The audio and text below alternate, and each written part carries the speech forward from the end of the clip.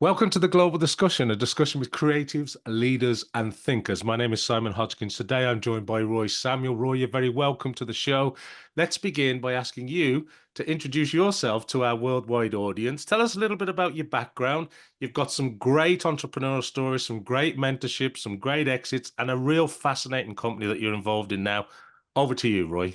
Amazing. First off, just to say, Simon, thanks so much for having me on the show. Massively appreciated. So, yeah, my name's Roei Samuel. I've been working with technology from a pretty young age. Originally trying to build computers in the bedroom, failed miserably at that, and then started playing around with very, very early video content creation tools. This is back sort of like 2006, 2007, and then founded my first tech company in 2013 while studying my master's down in London. That business was essentially a content creation toolkit. So helping people create podcasts, videos, other types of content, giving them tools to optimize that content for social, which is obviously very standard now, but really bleeding edge back in 13, 14 when we took it to market.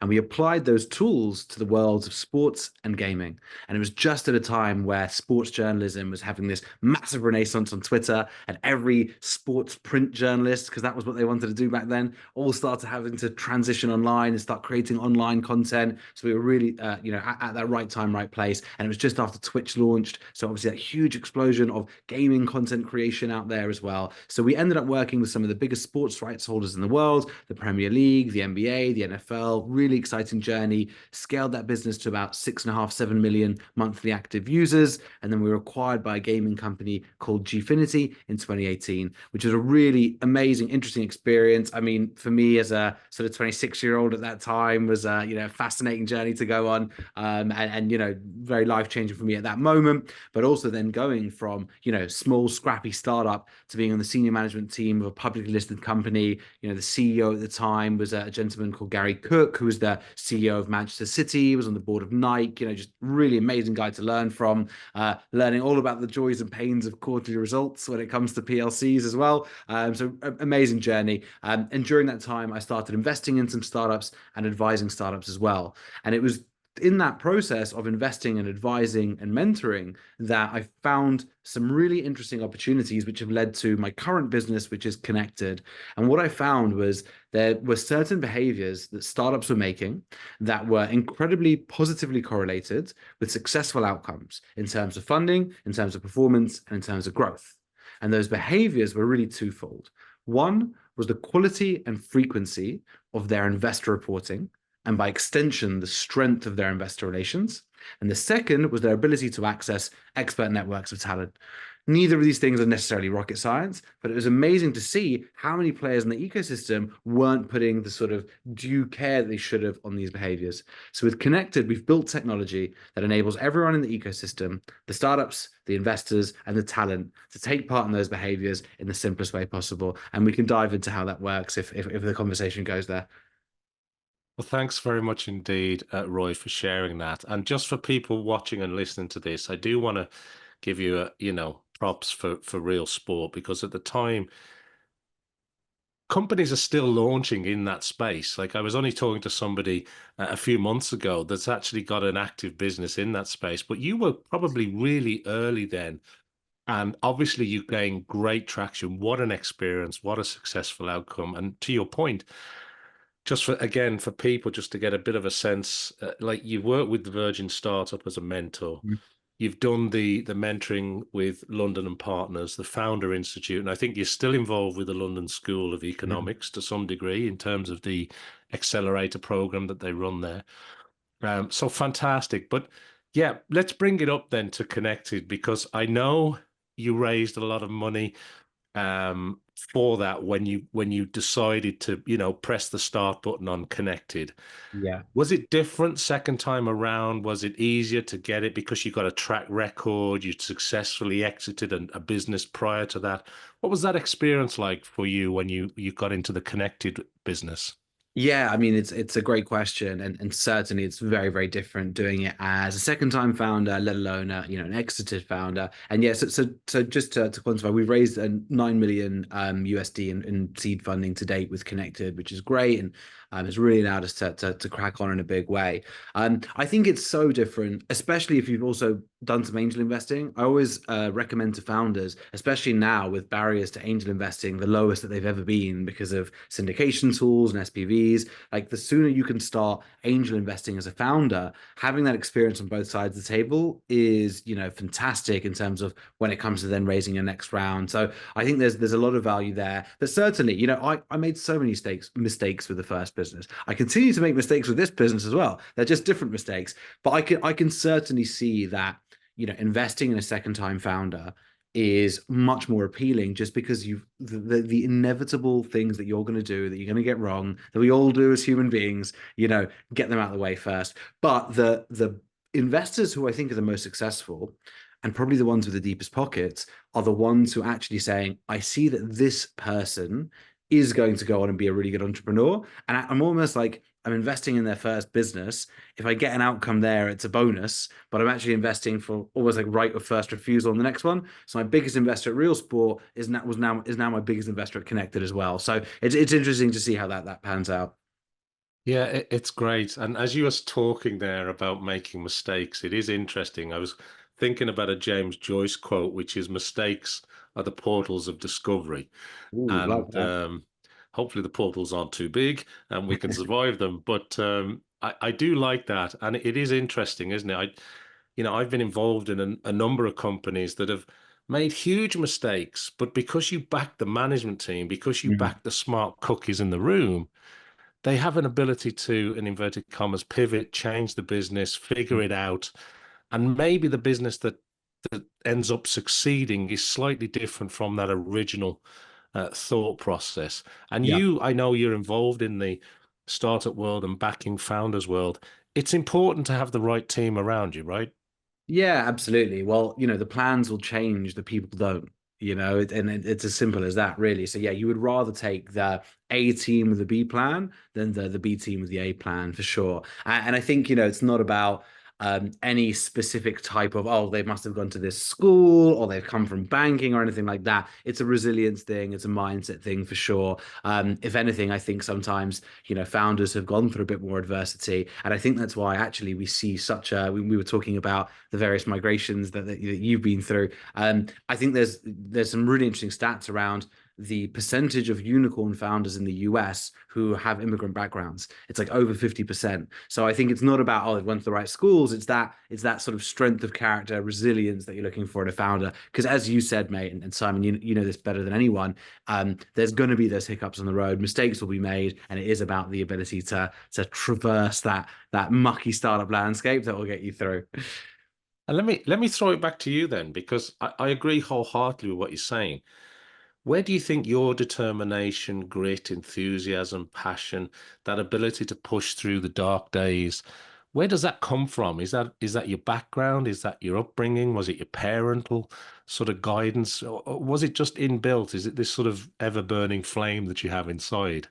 Yeah, well, I think ADHD on the last part is helpful, right? If you can manage your ADHD well, and that's a challenge in itself, but it can be like a well of energy. Absolutely, so there's that. But when I sold RealSport, I was 26, 27. When my dad was that age, he was a bus driver. He didn't go to university. He dropped out of school at 16, heavily dyslexic. My mum's a primary school teacher who grew up in communist Hungary and escaped and came to the country with nothing. So I certainly have seen that that desire to work harder, like whatever you get you're going to have to earn yourself, you know what I mean? And like I have had that mindset from early, which has been great. But yeah, certainly I think the ability to work hard, ADHD, and tapping into that, and then seeing my parents work hard for everything they had is, yeah, absolutely, it feeds into it. Yeah, I think it breeds that sort of tenacity that you need, doesn't it? And also being able to improve and to educate yourself and to be able to grow and Mm, adapt. And I want to weave that back into the connected story because you're working now with founders, mhm. advisors, investors, this whole sort of melting pot of community. Yeah. But the tools have changed. Maybe back when you were early on your original business or even pre-internet, Mm. we didn't have this sort of global Rolodex at our fingertips or the swipe of an app. How much does the technology play a role in what you're doing today? How much does that play a part? Is AI raising its head in your world. What's that look like for you, Roy? Yeah, really interesting. Well, I certainly think that you're totally correct. I mean, to be an entrepreneur now or to be involved in the entrepreneurial ecosystem now, the barriers to entry because of the technology are lower than ever. We were just talking about syndication tools, SPVs. I mean, when I started raising for my first startup in 2012, it was like, well, I'm going to have to pay a lawyer 6, 7 grand to even get into a place where I can raise capital. Now I can get something off the shelf for a couple hundred quid. So absolutely the technology has made a massive difference in the barriers to entry.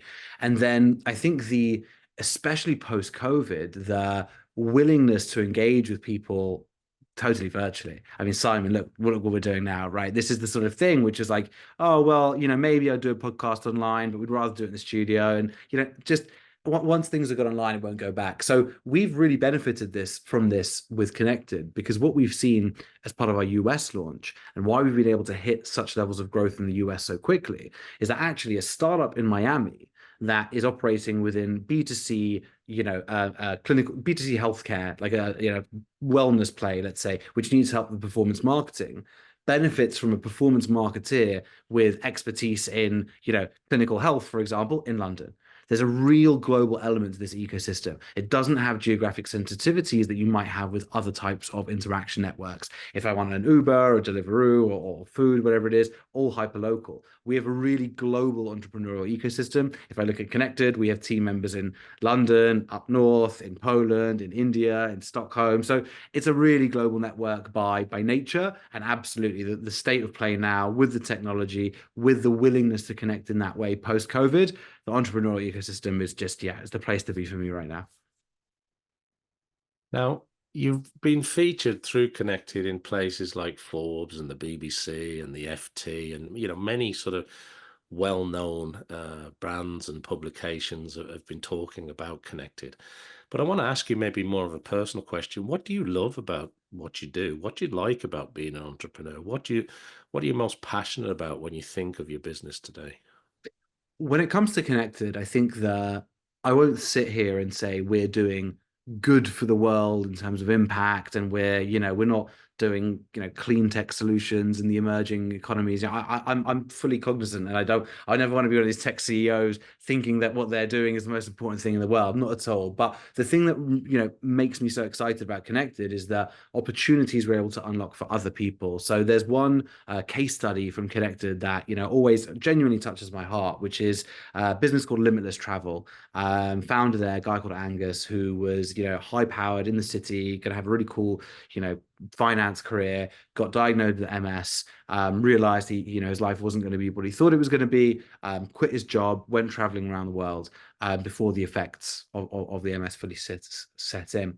And he realized when he was away that this wouldn't be feasible in a couple of years' time. So he came back and built a business called Limitless Travel, which is helping differently abled people have amazing travel experiences. And some of the testimonials there of his customers saying, there was a woman who said she can go hang gliding in Tenerife with more dignity than going shopping at her local Morrison's, things like that. So Angus joined the Connected platform a couple of years ago now, and through Connected, he's raised just shy of 1 million, so 800 grand from really strategic angel investors who have helped take his business to the next level, help with some campaigns, help with all this really good stuff. And that's the sort of thing which says, well, look, if we can unlock capital and expertise for businesses like that and help them with the amazing impact they're having, then we're doing something really good.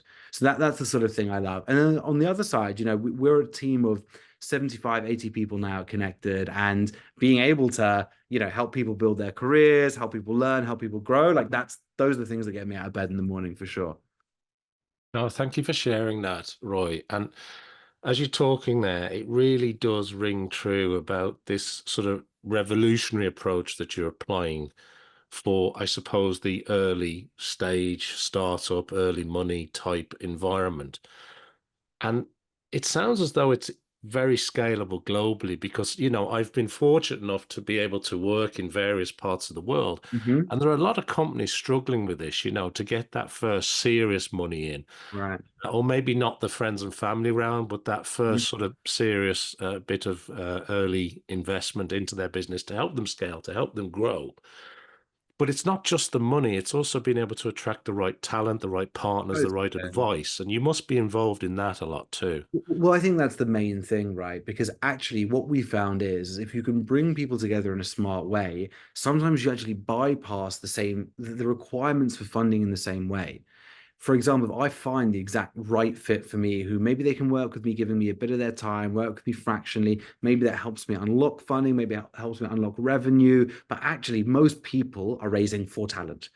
So if we can help plug in smart talent, and there are so many people who want to give back to the startup community, so many people who want to just get access to innovation, get exposure to innovation, want to help in that way, we've really been able to build out a very, very committed and dedicated network of some world-class, top quality experts and talent who are helping those businesses through that journey. So I think funding without talent is just nonsensical, really.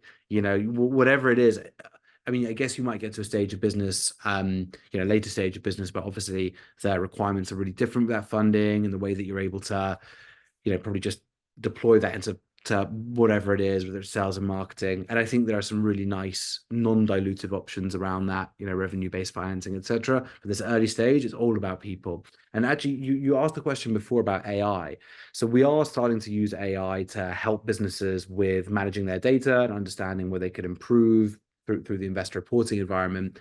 But actually, the great thing about Connected is we've built up unique networks of individuals where there's a highly differentiated supply and demand. I'm looking for specific individuals with specific skill sets and specific experiences, which is much more difficult to replicate. If it's a pure software play, potentially you get a bit of a lower moat, and it is a bit more at risk from automation or being replicated. But when it comes to these highly specified, unique networks, there's a bit more defensibility there. Yeah, I love the moat reference. It's very Warren Buffett of you, but Yeah. I do like that a lot. The question I've got to ask you, because I like to ask people who have got the sort of rewards and scars of being an entrepreneur, of successfully growing, scaling businesses, and who are back at it. I want to ask you about advice because a lot of people watching or listening to this would be interested to know if you could share maybe the best advice you've received on your journey, or what advice do you find yourself sharing most with people in your world? Probably the best bit of advice I ever received in the journey, and whenever there's the most challenging days, this is the one that I go back to, is you have to fall in love with solving problems. I think we all enjoy reaching a solution. That's where your piece is, don't become a startup founder. You've got to find your piece in problems. The job is problem solving, not reveling in solutions. And that was one of my investors who gave me that advice, who's a really successful multi-exited founder. And every time I'm like, oh God, this is so stressful. There's more problems, more problems. Like, that's the job. That's what it is. You got to find your piece there. So that's probably the best advice I was ever given. I love it. Love it. Yeah, yeah, which I think is important. And then advice that I would give to founders now on a more sort of practical level, because I think it's important to try and give something which people can really, utilize in that way, is the idea of arriving at, pure product market fit. It happens for some companies, if you're a Slack or if you're like, one of these outliers of the outliers. For the vast majority of us, product market fit is something that takes many years to arrive at. And it's a back and forth process between product and market. It's not going to happen once. You've got to have sufficient goes at hammering the market with the product in order to arrive at that place. And the only way you get sufficient goes is understanding distribution, understanding how you hit your customers, how you find your customers, how you can monetize your customers. Because unless you can do that, you're not going to have the time, space, revenue required to get to that product market fit. So yes, be so focused on product, but you've got to make sure that you have the distribution there, and spend as much time on how are we going to get products into customers, how are we going to do that scalably, how are you going to do that in the way that we get enough goes at finding PMF. Otherwise, a brilliant product without distribution, it's like the tree falling in the woods, right? I love both of those examples that you've given me. And yeah, you've got to love the being in the business of solving problems for Mhm. sure. And you also want to make sure you don't run out of runway, that you do ask the right questions, because you're really nailing it there in terms of making sure that you get that right product market fit. And it doesn't come easy. And sometimes it needs change, and you Mhm. get it wrong. And I suppose that brings us back to the tenacity. But look, Yeah, before, and I think just to add to that part, and that's why I think the distribution is so key because distribution does equal revenue, and you need the runway cover to get to PMF. So monetizing those customers, and it doesn't mean charging them full price. Work with them, discount it, work with them, but keep the revenue coming in so that you can keep on fulfilling runway whilst you get to PMF. So yeah, totally aligned there. yeah, 100%. Um, I was going to ask you the next 6, 12, 18 longer months. It's exciting time for you at Connected. You're, very US centric at the moment. I think we were talking before we started recording about jumping on the planes that we're all Mhm. familiar with. But tell us a bit about what's on your mind, what's keeping you up at night, what's on your horizon, what are you thinking about when you look forward?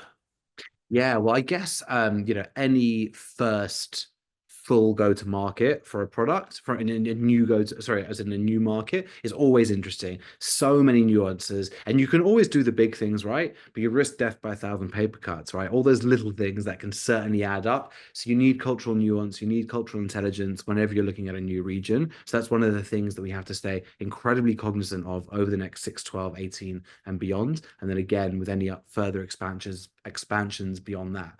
And so we just hit 7 million ARR at the end of last month. So we're getting to a stage now where, we're on the cusp of a really, really exciting moment. There's a long way to go still. And I think now it's a case of saying, well, we really understand our growth engine. We really understand our commercial engine, but there's still more we need to do in terms of investing in technology, making sure we're refining the right areas, just taking a bit of more of a holistic view across all metrics, not just top line, which is the most important one, despite what some founders might think. But and everything else that goes around that, we need to start focusing on those things a bit more, and ensure that we can protect revenue in the long term as well. We work with startups, and that's great, and we love it. But we want to understand how, as those startups grow, how can we continue to service them through their lifetimes, and not just say, well, we work with startups. So lots of new things that we have to stay cognizant of. Yeah, absolutely. And look, it's an exciting time, but is there anything else, or is there anything else that we haven't maybe touched on that you'd like to share with our worldwide audience while we have them here today? It could be something we've touched on already, something you want to double down in, or something maybe that hasn't come up. But what would be sort of your sort of parting thoughts and summary? Yeah, I would say, advice for anyone, pretty much no matter what you're doing, whether you're a founder, whether you're an employee, whether you're something in between, but put yourself out there. And I think in the UK, we're certainly not as good as our, friends over on the other side of the pond are, but having that belief, that confidence, put yourself out there. Simon, I'm sure you've seen this more than anyone since doing your podcast, probably the opportunities that have come to you inbound, the people you've met, the things that have happened because you're putting yourself out there. And that's what it's about. And you never know who's gonna resonate with some content you put out there, the opportunities that might come. So that's my advice for everyone: is put yourself in the shop window, be proud of what you're good at, and get yourself out there. Couldn't agree more. Fantastic. Now, if people want to connect with you, find out more about Connected or the world that you're involved in, where's the best place to point people to today, Roy? So you can always add me on LinkedIn, Roei Samuel, ROEI, because the pronunciation doesn't lend itself to the spelling. But Roei Samuel, and then we're on connected.com. Connected is CONNECTD. So no last E. We have to make it sufficiently pretentious to be a tech startup, right? Yeah, you have to drop a letter or two to be cool. So I've heard. Yeah. This is it. Well, look, that brings us nicely to the end of our episode today with Roy Samuel. Thanks very much to everybody who's been watching or listening to us around the world. Make sure that you follow, like, subscribe to everything I need you to do to help support the show. Go and check out everything over at Connected. I certainly encourage you to go and do that. And I hope that you'll join me back here for some more conversations with creatives and leaders and thinkers just like Roy. But thank you, Roy. It's been a real pleasure to talk to you again today. Thanks so much, Simon.